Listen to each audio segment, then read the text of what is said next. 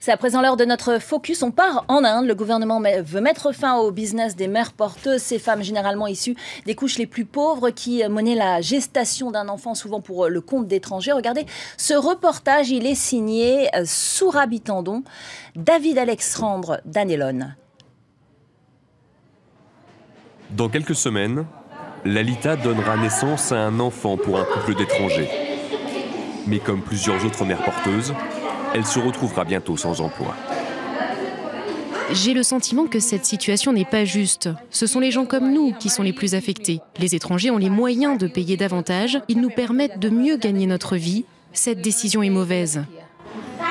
Lalita fait référence à la récente décision du gouvernement indien qui interdit aux couples étrangers d'avoir recours à une mère porteuse en Inde.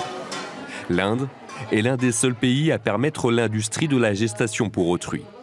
Résultat, une industrie florissante, évaluée à 2,3 milliards de dollars et qui donne naissance à près de 5000 enfants chaque année.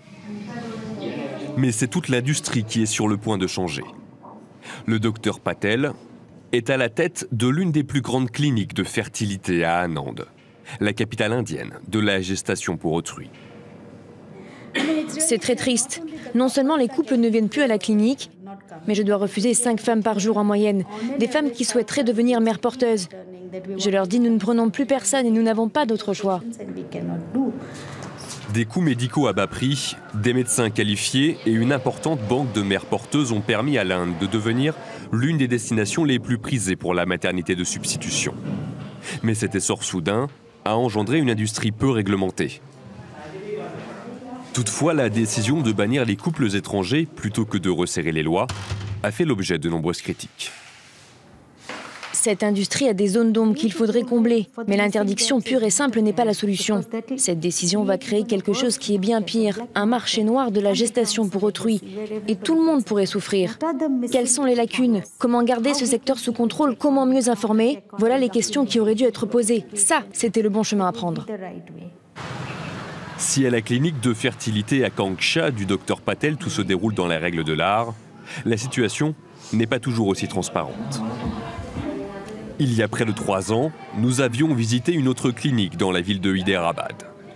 Une clinique qui offrait des conditions de vie bien différentes à leurs mères porteuses. Entassées dans les chambres, malgré les températures bien au-dessus de 40 degrés, beaucoup de femmes n'avaient pas la moindre idée de ce qui les attendait. La famille O'Connor a déjà eu recours à une mère porteuse indienne pour leur première fille. Ils espéraient pouvoir retourner en Inde pour un autre enfant. Selon eux, cette interdiction envers les étrangers est discriminatoire. Recourir à la GPA, c'était notre dernière chance d'avoir une famille. Et c'est le cas pour des milliers d'autres couples qui voyagent en Inde. Et vous savez, ça a changé notre vie. Nous sommes profondément attristés et très déçus par cette décision de bannir les couples étrangers.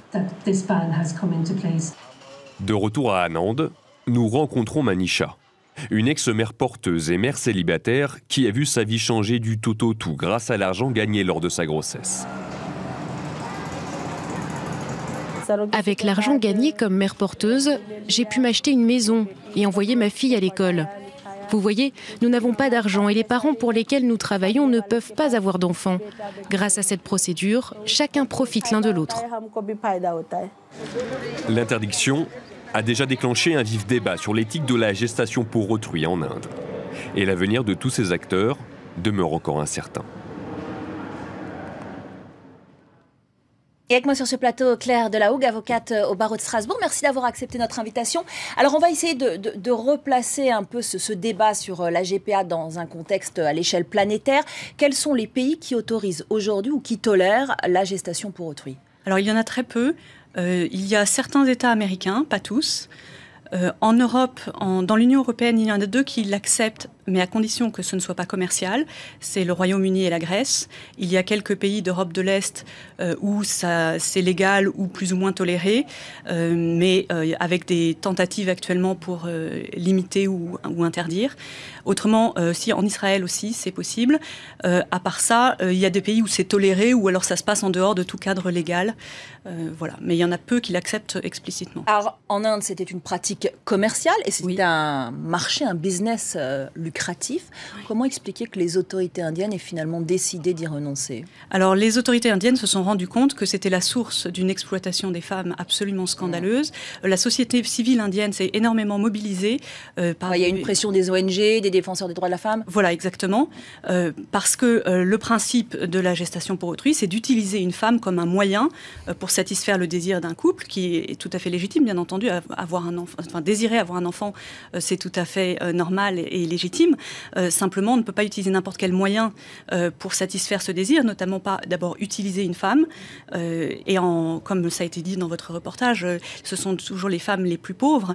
Et le fait que ça leur apporte de l'argent n'est quand même pas un argument pour dire que ça justifie une telle pratique. Et puis surtout, l'enfant est l'objet destiné à satisfaire ce désir. On le transfère d'une personne à une autre, ce qui est la définition en droit international de la vente d'enfants, le transfert d'un enfant contre rémunération ou tout autre avantage. Donc voilà, les autorités indiennes ont pris conscience, et elles ne sont pas les seules. D'ailleurs, les autorités thaïlandaises, avant elles, ont interdit de la même façon la gestation pour autrui. Dans la pratique, comment ça se passait? Comment se déroulait la grossesse des femmes enceintes en Inde? Alors c'était variable, comme ça a été dit aussi dans votre reportage. C'est-à-dire que dans un certain nombre de cas, elles étaient bien traitées, mais quand même tenues à l'écart de leur famille. Alors sous prétexte d'être bien nourries, bien logées et bien soignées. Mais ça veut dire des mois et des mois loin de leur famille, de leurs propres enfants lorsqu'elles en avaient. Avec le plus souvent une césarienne sans aucun motif médical, simplement pour que ça corresponde avec les dates des billets d'avion des commanditaires. Et puis il y avait des cas où c'était réellement de l'exploitation sous la pire forme.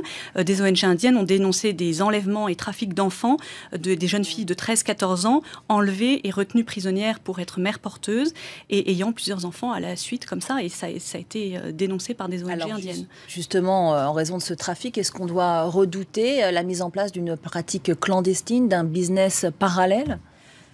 Je ne crois pas, en tout cas, que ce soit un motif pour accepter le principe. Ne pas légiférer, voilà, ne pas interdire. Voilà, on ne peut pas dire, de toute façon, ça existera sous une forme ou sous une autre, donc il faut l'accepter. Non, il faut interdire et puis ensuite réprimer les abus qui existent. Mais sinon, vous accepterez le trafic de stupéfiants, le meurtre ou n'importe quelle autre pratique illégale en disant ça existe de toute façon.